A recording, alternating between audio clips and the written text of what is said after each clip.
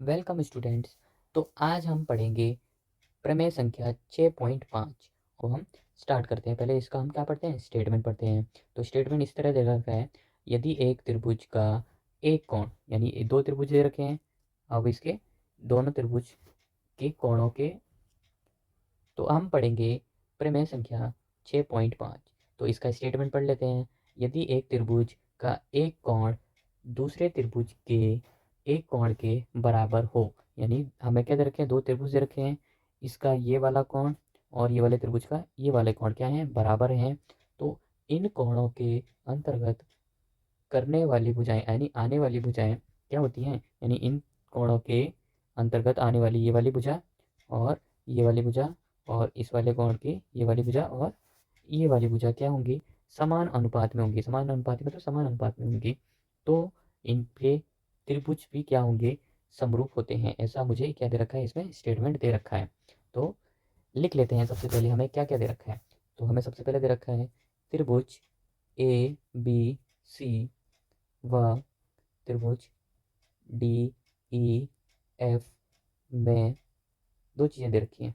क्या दे रखा है, सबसे पहले कोण बराबर है, कोण ए कोण डी के बराबर है, और इनकी अनुपात यानी इन भुजाओं के अनुपात क्या दे रखे हैं, ये भी बराबर दे रखे हैं। तो लिख लेते हैं कि ए सी बटे में डी एफ कैसे हुआ है कि ये वाला कोण ये वाले कोण के बराबर है, तो इनकी संगत भुजाएं भी क्या हुए हैं, बराबर मुझे दे रखी हैं। तो यहाँ पे हमने जो हमें दिया था वो हमने लिख लिया।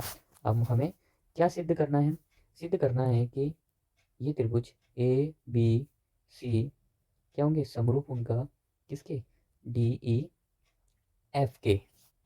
तो हम क्या लिख लेते हैं, रचना में लिख लेते हैं कि ए बी किसके बराबर होगा, डी पी के, और ए सी किसके बराबर होगा, डी क्यू के। जैसे कि हमने पुरानी वाली थ्योरम थ्योरम नंबर 6.4 में हमने लिखा था। तथा लास्ट लिख लेंगे पी क्यू को हमने क्या कर दिया, मिला दिया या फिर मिलाया। इस तरीके से हमने यहाँ तक इसको लिख लिया। यहाँ मुझे क्या दे रखा है कि ए बी भुजा डी पी के बराबर है और ए सी भुजा डी क्यू के बराबर है।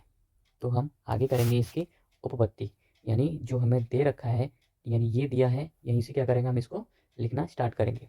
तो ए बी बटे में डी ई बराबर है ए सी बटे में डी एफ के। तो हमें जैसे कि हमने अभी रचना की कि ए बी, जो ए बी है वो किसके बराबर है, डी पी के, और ए सी बराबर किसके है, डी क्यू के। तो यहाँ से हम क्या कर सकते हैं, इनके मानों को बदल सकते हैं। तो ए बी की जगह क्या लिखा जाता है, डी पी बटे में डी ई बराबर डी क्यू बटे में डी एफ। तो इसी तरह हम कह सकते हैं, क्या कहा जा सकता है, जब ये वाली भुजा के बराबर है, ये वाली भुजा के बराबर है, तो ये वाला ये जो पी क्यू है वो ई एफ के क्या हो जाएगा, समांतर हो जाएगा। कौन सी प्रमेय से लिखा था हमने, तो पी क्यू समांतर होगा ई एफ के। प्रमेय संख्या कौन सी थी, 6.2 से। तो इसी तरह हम लिख सकते हैं कि इनके संगत कोण भी क्या होंगे, संगत कोण भी बराबर होंगे।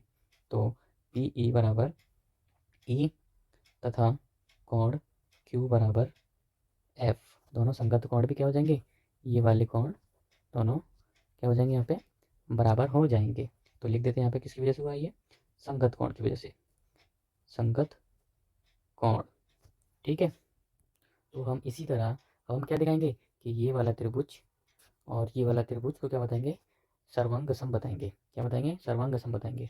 तो आगे लिख लेते हैं कि त्रिभुज ए बी सी व त्रिभुज डी पी क्यू। ठीक है, लिख लेते हैं। तो यहाँ पे क्या हो जाए, ए बी बराबर डी पी के, कहाँ से लिखा हमने, रचना से। ठीक है।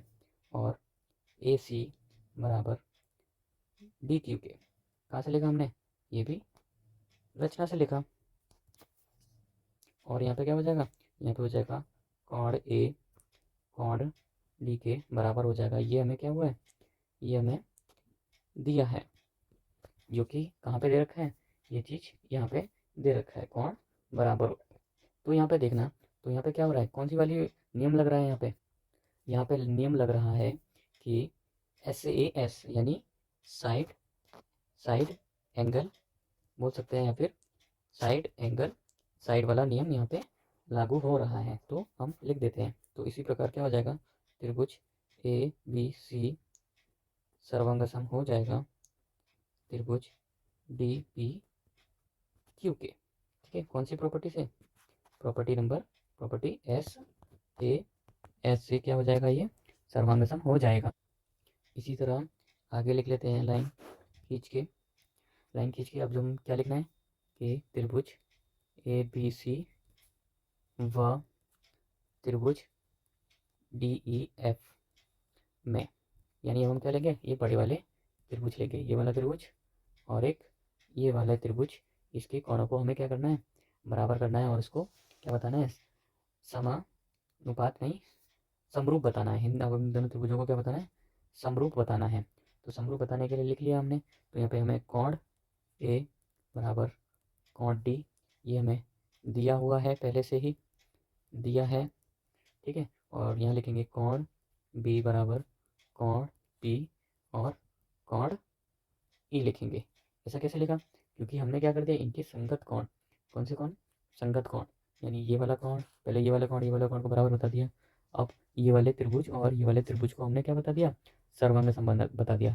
सर्वांग सम बता दिया, तो इन पर बनने वाले कोण, यानी ये वाला कोण बराबर होगा, और ये वाला कोण पहले से बराबर है, तो ये वाला भी कोण भी क्या हो जाएगा, वो भी बराबर हो जाएगा। बराबर हो जाएगा तो लिख लेते हैं। तो यहाँ पे आ जाएगा कोण C बराबर हो जाएगा किसके, कोण Q के और कोण F के। इसी तरह क्या हो गया, त्रिभुज ABC समरूप हो गया त्रिभुज DPQK। यही मुझे क्या करना था, यही मुझे आंसर प्रूफ करना था और लाना था, और यही क्या आ गया, हमारे आंसर आ गया।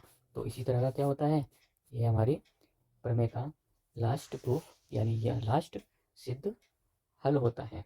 तो इसी तरह की और वीडियो देखने के लिए चैनल को सब्सक्राइब करें, वीडियो को लाइक करें और शेयर करें। Thank you.